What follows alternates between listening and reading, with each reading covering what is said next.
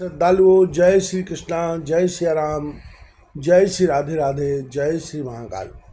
इस वीडियो में आपको श्रवण कराएंगे भगवान विष्णु की सम्मति से देवताओं के द्वारा तेज प्रदान तथा उस सम्मिलित तेज समूह से भगवती का प्राकट, देवताओं के द्वारा देवी को आयुध आवरण आदि दान और महिषासुर की आज्ञा से उसके मंत्री का देवी के पास जाना। व्यास जी कहते हैं, तदनंतर सभी देवता शीघ्र वैकुंठ पहुंच गए। वैकुंठ भगवान विष्णु का परम प्रिय दिव्य धाम है। वहाँ संपूर्ण शोभाओं से संपन्न भगवान का दिव्य भवन है। दिव्य सरोवर उसकी अनुपम शोभा बढ़ा रहे हैं। उस भवन के चारों ओर दिव्य चंपा, अशोक, बेकहार, पारिजात, बकुल, मालती, तिल, आम और कुर्बक आदि पुष्पों के वृक्ष विराजमान हैं, जिनमें कोकिलाएं गूंज रही हैं, मोर नाच रहे हैं तथा भंवर गुजार रहे हैं।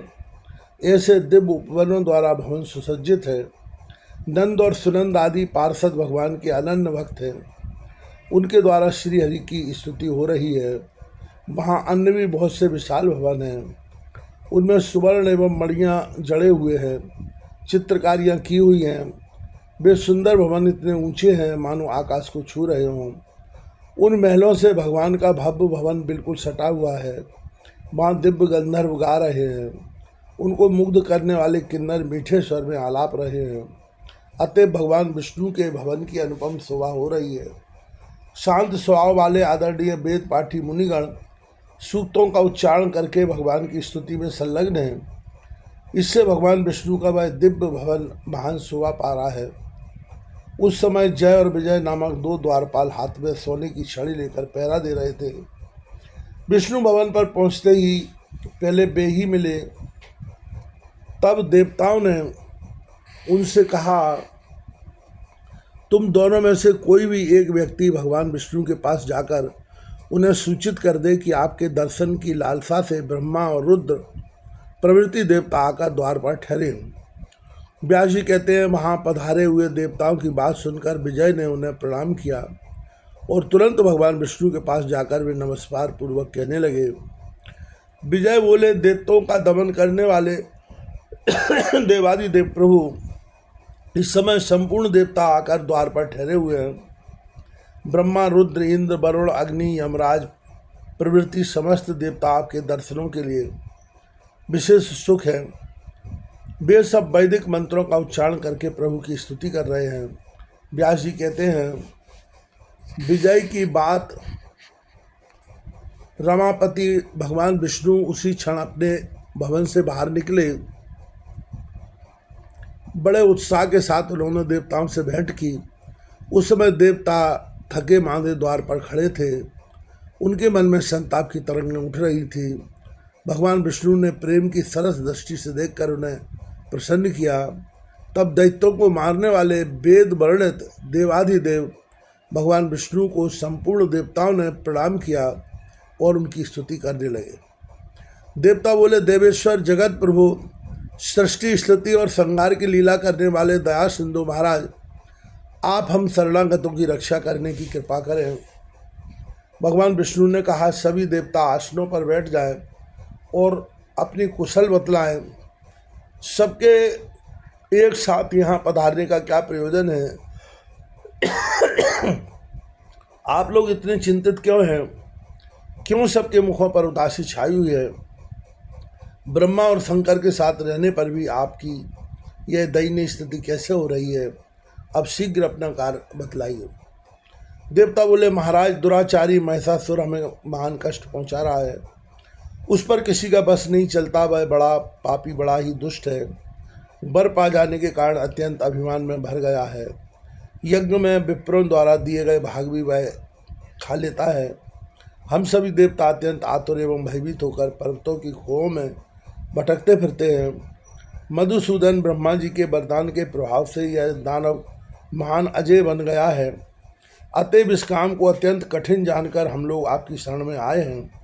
दानवों का संहार करने वाले श्री कृष्ण देवताओं का उद्धार करने में आप पूर्ण समर्थ हैं। कोई भी दानवी माया आपसे छिपी नहीं है। अतः महिषासुर को मारने का आप ही प्रबंध कीजिए। ब्रह्मा जी ने इसे वर दे दिया है, पुरुष मात्र से तुम अवध रहोगे। यदि किसी स्त्री के द्वारा उसके वध की कल्पना की जाए तो वह यह सर्वथा असंभव प्रतीत हो रहा है, क्योंकि किस स्त्री में ऐसी शक्ति है जो सम्रांगण में उस दुष्ट को मार सके। वह महिषासुर नीच तो था ही, वरदान के प्रभाव से उसकी उच्छृंखलता और भी बढ़ गई है। भगवती, पार्वती, लक्ष्मी, सची अथवा शारदा, इनमें कौन है जो इस दुष्ट को मारने में समर्थ हो सके। भूमंडल का भार वहन करने वाले भगवान, भक्तों पर दया करना आपका स्वभाव ही है। किस प्रकार इस दैत्य का निधन होगा, इस विषय में भली भांति विचार करके देवताओं का कार्य सिद्ध करने की कृपा कीजिए। व्यास जी कहते हैं, देवताओं की बात सुनकर भगवान विष्णु का मुख मंडल मानो मुस्कान से भर गया। वे उनसे कहने लगे, पूर्व समय की बात है, हमने भी महिषासुर से युद्ध किया था, किंतु उसकी मृत्यु नहीं हो सकी। इस अवसर पर यदि संपूर्ण देवताओं के तेज से कोई अत्यंत सुंदरी एवं सुयोग्य देवी प्रकट हो जाए तो वही सम्रांगण में बलपूर्वक उसे मार सकती है। महिषासुर सैकड़ों प्रकार की मायाओं का पूर्ण जानकार है। वर पा जाने से उसे असीम अभिमान हो गया है। यह बिल्कुल निश्चित है कि यदि हम लोगों की संवेद शक्ति के अंश से कोई देवी प्रकट हुई तो वह उसे मारने में सफलता प्राप्त कर सकेगी। तुम सब लोग अपनी शक्तियों से अनुरोध करो, ऐसा वेदव्यासी भगवान श्रीमद् देवी भागवत महापुराण में श्रवण करा रहे हैं। साथ ही हमारी देवियाँ भी प्रार्थना में सम्मिलित हो जाएं, जिसके फलस्वरूप संपूर्ण शक्तियों तथा तेजों की राशि रूपा एक महान शक्तिशाली देवी प्रकट हो जाए। फिर रुद्र प्रभृति इस संपूर्ण देवताओं के पास त्रिशूल आदि जितने दिव्य आयुध हैं वे सब भी उसी देवी को दे दिए जाए। तदनंतर संपूर्ण तेज तथा बल से समस्त संपन्न वह देवी सभी प्रकार के आयुध हाथ में लेकर उस दुराचारी एवं मदोन्मत्त नीच राक्षस को अवश्य मार डालेगी। व्यास जी कहते हैं, देवादिदेव भगवान विष्णु के उपर्युक्त वचन समाप्त होते हुए ब्रह्मा जी के शरीर से स्वयं एक महान तेज पुंज प्रकट हो गया। वह अत्यंत प्रकाशमय तेज बड़ा ही दुस्सह था। उसकी आकृति लाल थी। पद्मराग मणि की तुलना करने वाले उस तेज के सभी अवयव अत्यंत सुंदर थे। उसमें कुछ शीतलता थी और वह उष्णवी था। अनेकों किरणें उसकी शोभा बढ़ा रही थीं। महाराज, इसके बाद भगवान शंकर के शरीर से एक अद्भुत एवं विशाल तेज प्रकट हुआ। गौरवर्ण से शोभा पाने वाला वह तीक्ष्ण तेज अत्यंत भयंकर प्रतीत होता था। उस पर किसी के नेत्र नहीं ठहर पाते थे। दैत्यों के लिए वह महान भयंकर एवं देवताओं के लिए अत्यंत सुखाश्चर्यजनक सिद्ध हुआ। उसकी आकृति बड़ी विकराल थी, मानो तमोगुण से ओतप्रोत कोई दूसरा पर्वत ही प्रकट हो गया हो।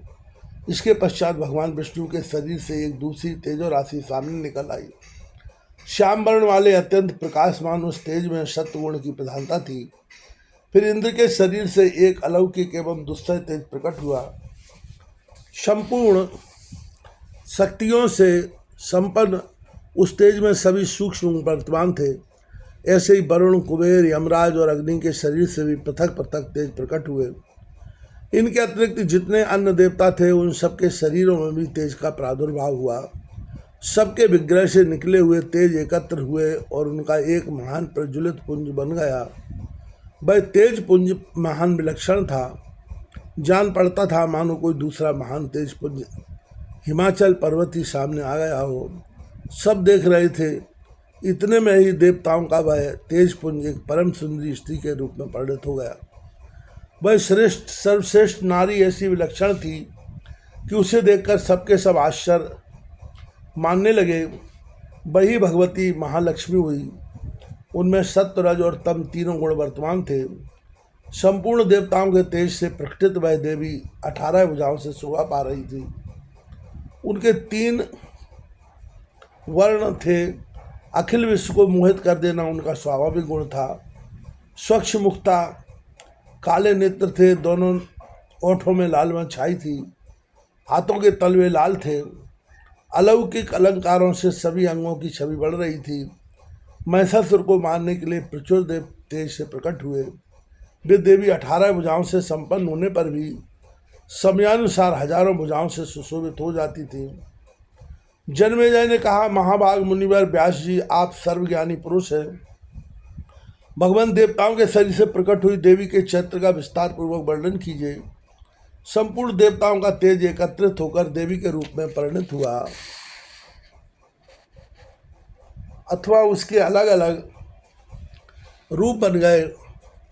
मुंह, नाक और आँख आदि भेद से जितने अंग थे वे सब एकत्रित होने पर एक विग्रह की ही तो पूर्ति करते हैं। व्यास जी, जिस देवता के शारीरिक तेज से देवी का जो अद्भुत अंग प्रकट हुआ उसका विशद वर्णन करने की कृपा कीजिए। देवताओं ने देवी को जिस प्रकार आयुध और आभूषण अर्पण किए वे सब प्रसंग भी क्रम से आपके मुखारविंद से सुनने के लिए मुझे उत्कंठा हो रही है। ब्रह्मन, आपके मुख कमल से निकला हुआ भगवती महालक्ष्मी का यह चरित्र अमृत के समान मधुर है। इसे बार बार पान करते रहने पर भी मेरा मन तृप्ति का अनुभव नहीं करता। सूत जी कहते हैं, महाराज जन्मेजय की उपयुक्त बातें सुनकर सत्यवती नंदन व्यास जी ने मानो उन्हें संतुष्ट करते हुए मधुर वाणी में अपना वचन आरंभ किया। व्यास जी कहते हैं, राजन, तुम बड़े भाग्यशाली पुरुष हो। कुरुश्रेष्ठ देवी के श्री विग्रह के रूप विषयक प्रसंग में भी अपनी बुद्धि के अनुसार विस्तार पूर्वक तुमसे कहता हूँ, सुनो। स्वयं ब्रह्मा, विष्णु, महेश और इंद्र भी भगवती के यथार्थ रूप को किसी काल में भी नहीं बता सकते। फिर मेरी क्या गणना है। देवी के जो रूप हैं, जैसे हैं और जिस उद्देश्य से हुए हैं, उन्हें मैं कैसे जान सकता हूँ।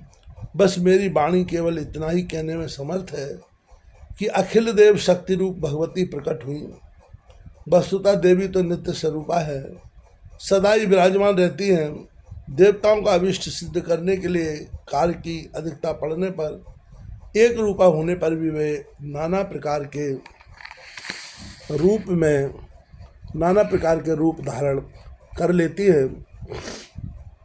जैसे नट स्वभावता एक होने पर भी जनता को प्रसन्न करने के लिए भांति भांति के भेष बनाकर रंगमंच पर आता है, वैसे ही ये भगवती वास्तव में निर्गुणा और अरूपा होते हुए भी देवताओं का कार्य सिद्ध करने के लिए अपनी लीला से सगुण रूप धारण कर लेती हैं। जहाँ वे जैसा कार्य संपादन करती हैं उसी के अनुसार उनके अनेक नाम पड़ जाते हैं। उनके जितने गौड़ नाम हैं उन सब में धातु के अर्थ का संबंध है। राजन, अब जिस प्रकार तेज से भगवती का मनोहर रूप प्रकट हुआ, अपनी बुद्धि के अनुसार उसका वर्णन करता हूँ। भगवान शंकर का जो तेज था उससे भगवती के मुख कमल की रचना हुई। श्वेत वर्ण से सुशोभित वह मुखमंडल अत्यंत विशाल एवं मनोहर आकृति वाला हुआ। यमराज के तेज से भगवती के सिर में सुंदर बाल निकल आए। सभी केश बहुत लंबे थे, उनको ऊपरी भाग मुड़ा हुआ था। मेघ के समान मनोहर आकृति थी। अग्नि के तेज से उन देवी के तीनों नेत्र प्रकट हुए थे। कृष्ण, रक्त और श्वेत इन तीनों वर्णों से उन नेत्रों की शोभा हो रही थी। उनकी सुंदर भुएं संध्या के तेज से उत्पन्न हुई। वे तेज से परिपूर्ण काली टेढ़ी भुएं जान पड़ती थीं, मानो कामदेव का धनुष हो। वायु के तेज से उत्तम दो कान उत्पन्न हुए। वे न बहुत लंबे थे और न छोटे ही। कुबेर के तेज से अत्यंत मनोहर नासिका प्रकट हुई। उसकी आकृति बड़ी आकर्षक थी।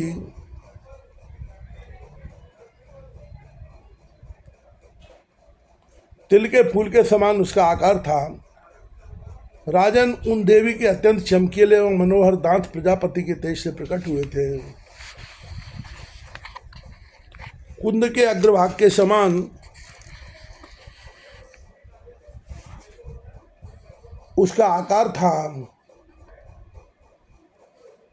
राजन, उन देवी के अत्यंत चमकीले एवं मनोहर दांत प्रजापति के तेज से प्रकट हुए थे।